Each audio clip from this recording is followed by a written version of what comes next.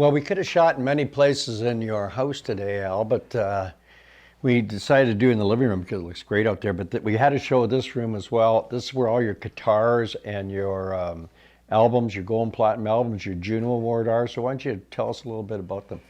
Oh, shall we go clockwise? Go Well, ahead. you know, as the man once said, all you really need is one more guitar and one more car. So I guess the collection just keeps going here. Some of them are significant more than others. That was one of the first. They called this a thin line. Keith Richards had this same model, an early one. You can hear that one and Let It Bleed really well. And I've always been a Gibson Firebird fan ever since day one. So my dad bought me one when I was 14 years old, and it got smashed up in So delivery. Richards, I guess, was a big influence on you. Well, yeah, Keith with the 5-string. There's a couple of guitars around here that had the 5-string tuning on them and stuff, but I had to get as many Firebirds as I could. They've got a secret sauce in them, you know. That's a one-piece neck through 4-inch plank there with the wings glued on for the body. And there's a very special bluesy sound out of one pickup, and that's mismatched. You get kind of a Telecaster thwack out of that one. So you can never have too many Firebirds. And then it just keeps going, doesn't it? A pie plate resonator Dobro. Isn't that the one you used when we did the benefit in February? Yes. Yes. Yeah. Great sound. I love it. The sound of the slide on that Dobro. Yeah. Really specializing in. You're a great slide player, by the way. It isn't easy to play slide. Oh, Do you like thank Johnny you. Winter? Oh, absolutely. Yeah, I love Johnny Winter too. very- Big influence on me. Yeah, early influence, yeah. And, you know, the usual stuff, you know, the Les Paul Juniors and that kind of stuff. You got to have that stuff, and J45s and that sort of thing. And I guess it just keeps going here. I'm going to get out of your way. Help me out here. They're reissuing these original 58-59 Flying V. So I didn't want to get one of the later ones with the stop tail bridge. You have to have the Cadillac tailpiece with the strings coming out the back. And always been a Pete Townsend fan, so you got to have a Rickenbacker 360, or just life isn't complete, is it? But a couple of rarities over here. You might have seen there's a picture of Brian Jones of the Stones in 1964-65. He had a prototype Vox Mark III. It was called the Teardrop. And later on, Vox were making them with 4 pickups and whammy bars and too many volume controls. But you'll never see one with just the one volume and the one tone and the kind of knife switch on them and just the 2 And there's pickups. only 100 of these, correct? Yeah, this was a reissue of Vox America. Did a run of these in 1998. They made 100 of these, and I searched for 20 years before I found this thing. I found it online. It was in a pawn shop in South Central Los Angeles, and I got on the phone right away, and I just blurted. I said, "Teardrop Vox Mark III. My name's Al, Vancouver, Canada, Prism, must have, Brian Jones fan." And the guy said, "Calm down, Al, it's yours." Cool. So he knew what it was, and he said, you know, I didn't want to sell this to some surf punk band, you know. He says, I wanted to sell it to somebody who actually knew the connection, you Wow. know, just knew the heritage. So he said, okay, and he put it away for me, and Now, is this another slide guitar here? yeah. Very different looking. A Prism fan gave me that. That's a 1955 Carvin lap steel. But as you point out, you know, you can either play Hawaiian Don Ho songs on it, or it's a very bluesy sounding one pickup assembly. Very simple guitars, but yeah, they rock. You put that through a Marshall amp and wake up the neighbors. Yeah, it looks mean. Yeah. Oh, it rocks. It really bites. It's got a grungy sound. And I accidentally sold off all my basses, but I kept this one because it's got a very ringing lucite body.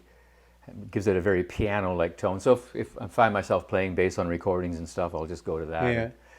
And you know, then there's what they call the video guitars. You know, the old Dan Electros and stuff. Well, there's 5 strings. There's your swamp blues open G tuning right there. No, there's only 5 strings. Yeah. So there's some company down in the southern states that make 5-string Telecasters. Like there's And, only 5 and how pegs. does that give the guitar a different sound having less strings? Well, so you've got a G, and then D, another G, and then a B, and a D. So that's your.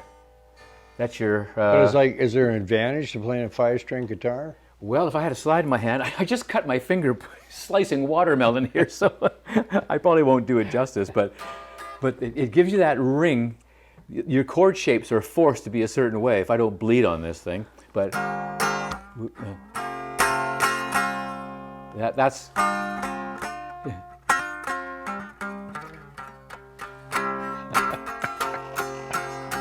Yeah, there's open, sympathetic. Boy, you know notes you're going. suffering for your art when your fingers are bleeding all over the neck of the guitar. And when somebody says which finger, you don't want to do this, you know, the middle one.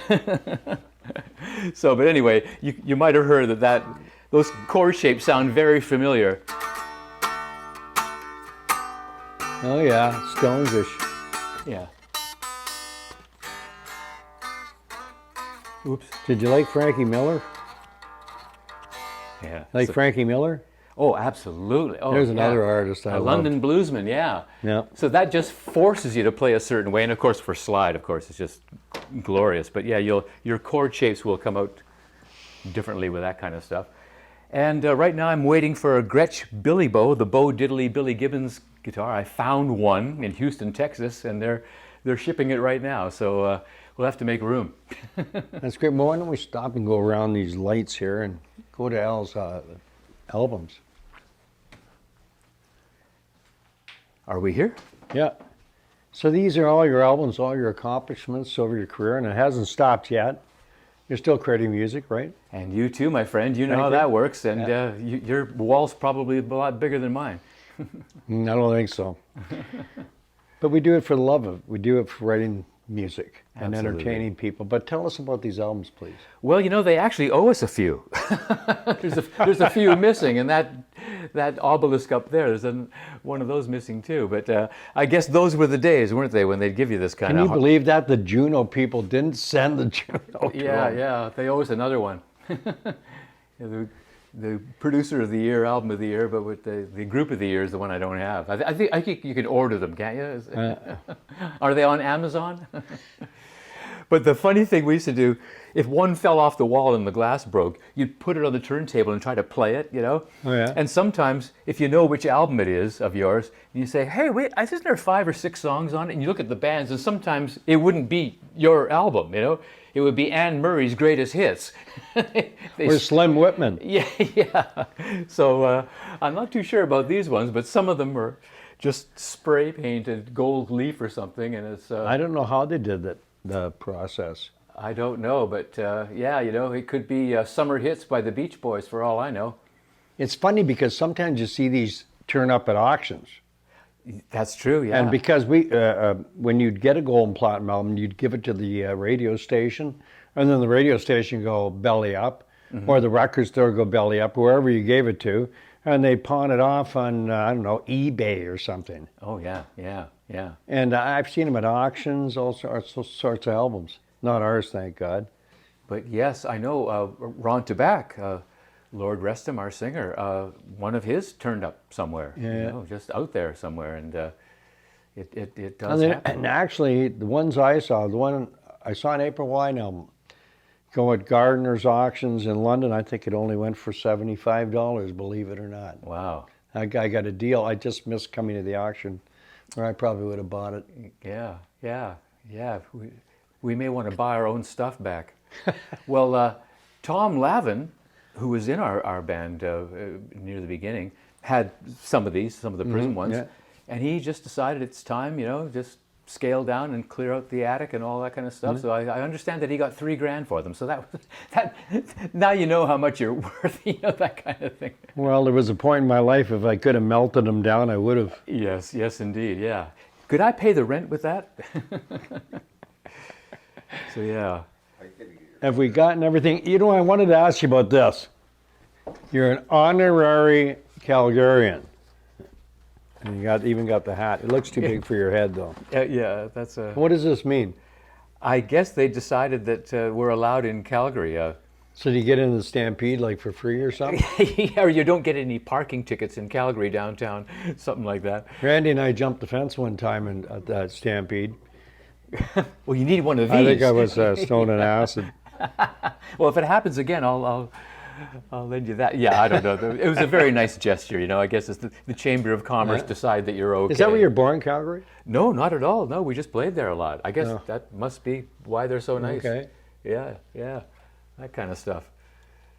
So, Well, they never did it for me, Al. well, let's get him on the phone here. Hey, you Yeah, guys. I can go, yeah, just as good as anybody else. Seriously, I love playing Alberta. Oh, absolutely, yeah. That's probably one of my favorite places to play. Western hospitality, brother. Mm-hmm. Yeah.